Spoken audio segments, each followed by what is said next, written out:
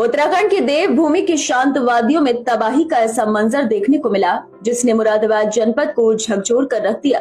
बिलारी थाना क्षेत्र के ग्राम मुड़िया से मजदूरी करने और काम करने निकले ग्रामीणों का काफिला अचानक आई प्राकृतिक आपदा की चपेट में आ गया। हरिद्वार से देहरादून की ओर बढ़ रहे ये लोग पहाड़ों के बीच पहुंचे ही थे कि अचानक आसमान से मौत बरसी। भीषण गर्जना के साथ बादल फटा और कुछ ही पलों में तेज रफ्तार पानी और मलबे ने सब कुछ तबाह कर दिया। बाढ़ की रौद्र लहरें इतनी तेज थीं कि ग्रामीणों को संभलने का मौका तक नहीं मिला। पानी की धाराओं ने उन्हें पल भर में बहा दिया। इस भीषण आपदा ने मुड़िया गांव के 6 लोगों की सांसें छीन ली।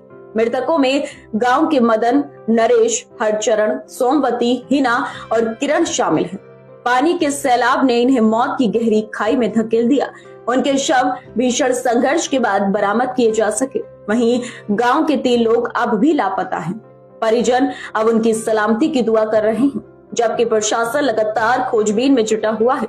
ग्राम मुड़िया में इस घटना की खबर पहुंचते ही मातम का ऐसा सैलाब उमड़ा जिसने पूरे गांव को दहला दिया। हर घर से चीख पुकार की आवाजें उठने लगी। जहां सुबह तक उम्मीद और खुशियों की बातें थीं, वहां शाम होते होते केवल मातम, रोना और चित्कार रह गया।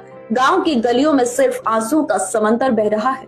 एसडीएम बिलारी विनय कुमार ने बताया कि अब तक 6 ग्रामीणों की मौत की पुष्टि हो चुकी है, जबकि 3 की तलाश अभी भी जारी है।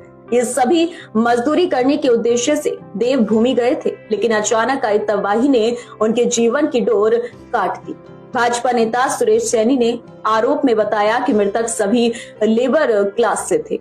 वे देहरादून से आगे खनन के कार्य के लिए जा रहे थे। तभी अचानक पीछे से बादल फटने की भयानक घटना घटी और मौत की तेज धाराओं में ये लोग बह गए।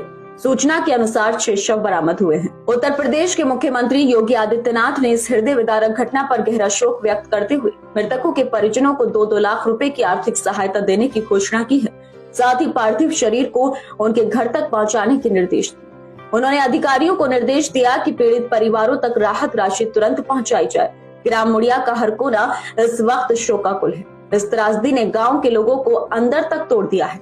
कहीं बेटे की लाश मां के आंसुओं में भीग रही है, तो कहीं पत्नी अपने पति की मौत पर बेसुध होकर गिर रही है। पूरे इलाके में बस यही चर्चा है कि मजदूरी और 2 वक्त की रोटी की तलाश में निकले ग्रामीणों ने यह कभी नहीं सोचा होगा कि उनके कदम उन्हें सीधे मौत की आगोश में ले जाएंगे। देवभूमि की धरती पर आया यह सैलाब मुरादाबाद के मुड़िया गांव के लिए एक ऐसी काली रात साबित हुआ है जो शायद कभी खत्म नहीं होगी। सर, हमारे गांव के कुछ करीब 20 से 25 लोग देहरादून में काम करते थे। जी जी। जो खनन होता है। जी जी। तो सर उसमें रात बादल फटा था, तो वहाँ जो खनन में काम कर रहे थे तरके में जो गए थे वो लोग काम करने के लिए। जी जी। तो अचानक से पानी आ गया। जी जी जी। तो वो लोग इतना निकल नहीं पाए, तो उसमें बहाव में बह गए लोग।